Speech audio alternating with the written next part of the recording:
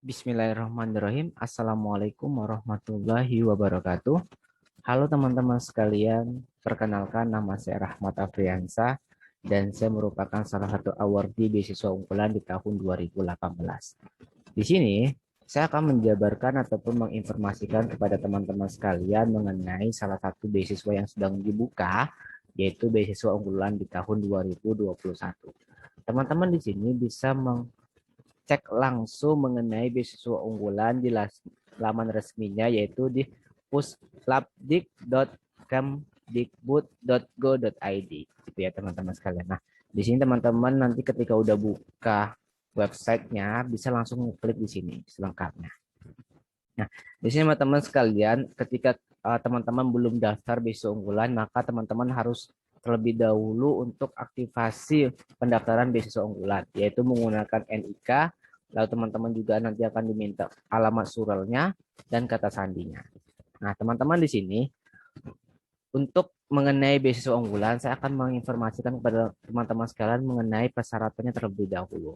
Nah, di sini kita bisa belajar bersama-sama mengenai apa saja sih persyaratan beasiswa unggulan terkhususnya di tahun 2021, karena ada beberapa perubahan di tahun-tahun sebelumnya gitu ya. Nah, di sini kita bisa membaca mengenai persyaratan-persyaratan beasiswa unggulan di tahun 2021. Nah, di sini ada persyaratan umumnya teman-teman sekalian. Pertama, diutamakan memiliki sertifikat yang membuktikan prestasi akademik ataupun non-akademik tingkat internasional atau tingkat nasional gitu ya teman-teman sekalian. Nah, di ini cuma diutamakan saja, namun apabila teman-teman tidak memiliki prestasi tersebut, teman-teman tidak perlu khawatir karena banyak banget yang tidak punya prestasi di bidang akademik maupun non-akademik, namun masih bisa lolos untuk beasiswa unggulannya gitu. Lalu teman-teman juga harus mendapatkan rekomendasi dari institusi terkait dari kampusnya gitu ya teman-teman sekalian. Dan di sini yang harus ditekankan adalah tidak sedang menerima beasiswa sejenis dari sumber lain gitu ya. Lalu teman-teman harus juga diterima di perguruan tinggi di dalam negeri ya, baik itu swasta ataupun negeri yang telah terakreditasi B gitu ya. Nah, di sini teman-teman ada mengenai persyaratan. Pertama ada sarjana. Di sini ada persyaratannya yaitu maksimal umur 22 tahun gitu ya teman-teman sekalian. Dan teman-teman apabila yang sedang S1 ataupun mahasiswa ongoing bisa mendaftar beasiswa unggulan maksimal di semester 3 gitu ya teman-teman, dengan syarat IPK minimal 3,25 gitu. Nah, nanti teman-teman juga bakal diminta untuk menulis esai yaitu minimal 1.500 kata. Lalu untuk persyaratan magister, lalu ada persyaratan doktoral.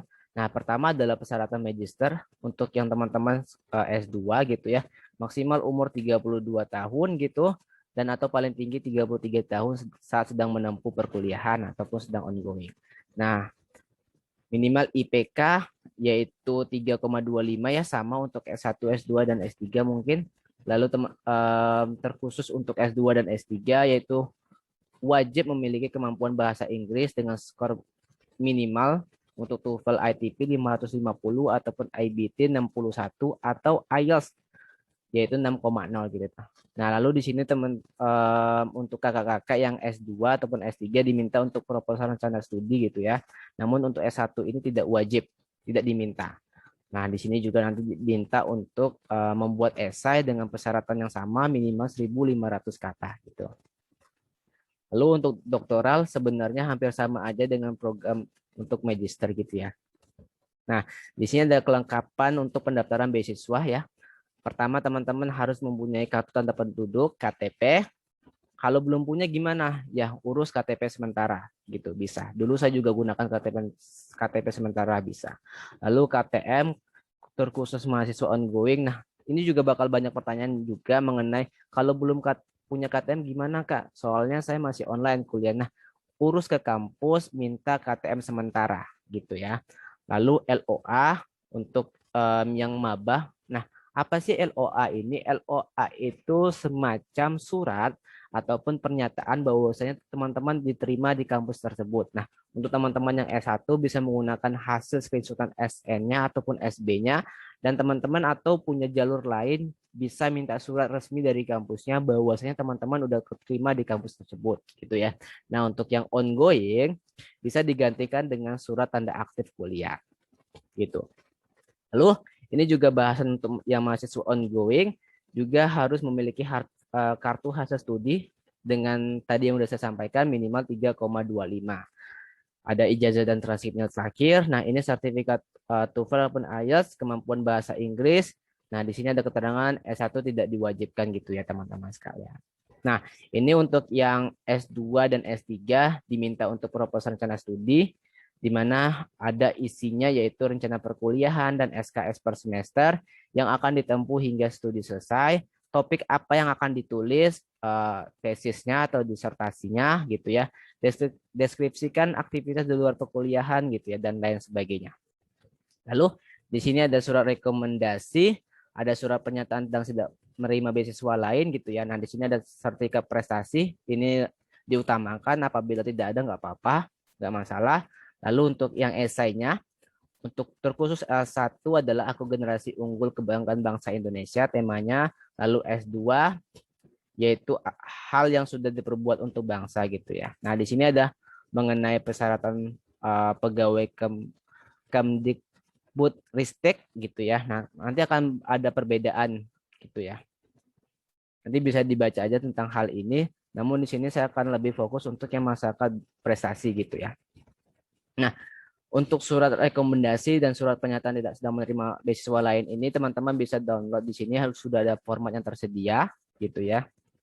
Nah, di sini teman-teman tinggal download saja gitu ya. Dan surat pernyataannya juga tinggal download saja. Nah, apabila teman-teman pengen sebuah referensi mengenai berkas-berkas ini, saya punya referensinya, teman-teman bisa cek di bio Instagram saya, itu teman-teman bisa cek di sini mengenai referensinya. Nah, di sini teman-teman bisa gunakan referensi ini terkait contoh file dokumen beasiswa. Nah, tadi kan ada surat rekomendasi, gimana sih nulis surat rekomendasi itu, apa aja yang harus diisi. Nah, dapat diminta ke guru ataupun kepseknya saat SMK ataupun SMK yang teman-teman maba, atau teman-teman bisa mintakan ke dosennya, kepala jurusan, dekanat, dan lain sebagainya untuk yang ongoing gitu ya. Nah, di sini ada contohnya di tahun saya sebelumnya gitu ya. Oke.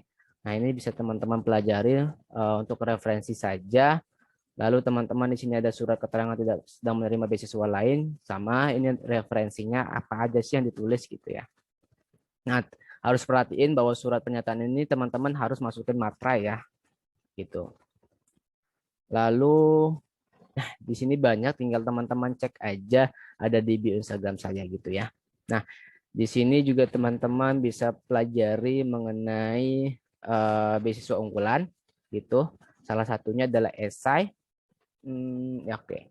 Di sini ini saya tulisnya masih 500 sampai 1000 kata. Ini masih yang lama gitu ya teman-teman. Namun yang sekarang yaitu minimal 1500 kata. Nah, ini juga teman-teman bisa jadikan sebagai referensi untuk penulisan beasiswa unggulannya gitu ya. Tuh di sini bisa teman-teman jadikan referensi ya. Lalu untuk yang proposal rencana studi gitu ya, di tahun sebelum tahun 2019 sebenarnya S1 juga wajib untuk proposal rencana studi, namun sekarang tidak wajib. Nah, ini buat kakak-kakak atau mbak-mbak yang S2 atau S3 bisa pelajari mengenai proposal rencana studinya apa aja di sini gitu ya. Nah, di sini saya sudah nulis di tahun 2018 apa saja yang nulis, ada latar belakang, lalu ada rencana perkuliahan gitu ya. Di sini kita masukkan rencana apa saja sih perkuliahan kita nantinya gitu. Ini tadi SKS dimasukin semua gitu ya. Lalu nanti di sini ada topik skripsi yang S1, nah yang mungkin S2 ataupun S3 tesisnya ataupun disertasinya gitu ya. Lalu di sini ada aktivitas di luar perkuliahan gitu ya. Nah, lalu di sini ada implementasi hasil studi di masyarakat gitu ya. Ini teman-teman bisa pelajari di sini untuk referensinya gitu ya. Di sini ada juga Q&A-nya mengenai seputar pertanyaan beasiswa unggulan gitu ya. Nah, saya juga biasanya sering menginformasikan jika saya tahu informasi mengenai beasiswa unggulan di story IG saya. Mungkin teman-teman bisa pelajari di sini mengenai Q&A BU. gitu ya. Nah, saya udah banyak banget. Mungkin ada informasi yang miss dari teman-teman sekalian bisa dipelajari di sini. Tinggal teman-teman cek aja informasi mengenai beasiswa unggulan gitu ya. Atau biasanya saya juga memfasilitasi teman-teman sekalian untuk bertanya mengenai beasiswa unggulan gitu ya di sini. Ini udah sini ya. Nah, sini banyak banget yang nanya beasiswa unggulan dan teman-teman mungkin juga bisa ngecek-ngecek lagi nih seputar pertanyaannya apa aja gitu buat dipelajari gitu ya. Oke, gitu. Nah, oke, lalu kita coba masuk ke ini. Ini ada FAQ, kita pelajari lagi ya FAQ-nya seputar beasiswa unggulan gitu ya. Oke, di sini buat teman-teman yang kebingungan apa sih bedanya mahasiswa baru dan mahasiswa ongoing gitu ya. Nah, mahasiswa baru adalah mahasiswa yang baru mendapatkan surat keterangan lulus, baru melaksanakan perkuliahan 1 semester gitu ya. Kata kuncinya perkuliahan di 1 semester. Nah, sedangkan untuk mahasiswa ongoing adalah yang sudah menempuh perkuliahan dengan maksimal semester 3, semua jenjang gitu ya. Nah, gimana untuk yang semester 4, semester 5 dan ke atasnya itu mohon maaf belum bisa untuk daftar beasiswa unggulan. Nah, di sini untuk yang pengajuan permohonan bantuan dana gitu ya. Nah, tidak bisa karena di beasiswa unggulan ini hanya mengcover 3. Pertama ada biaya UKT ataupun biaya SPP, kedua biaya hidup, ketiga biaya buku. Nah, mungkin mbak-mbak atau kakak-kakak yang pengen ada biaya penelitian juga mungkin bisa ke beasiswa LPDP. Setahu saya ada kalau nggak salah. Nah, ini ada yang untuk pegawai Kemdikbudristek gitu ya. Lalu ada LOA unconditional gitu ya. Lalu LOA kondisional gitu. Nah, di sini teman-teman bisa juga pelajari mengenai pertanyaan-pertanyaan ataupun kebingungan mengenai beasiswa unggulan gitu ya. Nah, di sini ada juga formatnya tadi yang sama terkait surat rekomendasi, surat tidak sedang menerima beasiswa lain dan selainnya. Kayak gitu. Oke, balik. Kayak gini. Saya coba masuk ya. Oke. Oke, di sini saya bakal menjelaskan mengenai untuk pengisian datanya dari data biodata, orang tua, organisasi, pengalaman kerja, dan lain sebagainya. Mungkin bakal di video selanjutnya saya bakal menjelaskannya ini dan mengisinya dengan data-data yang saya punya di tahun 2018 gitu ya. Mungkin ini saja teman-teman. Terima kasih sudah mau menonton.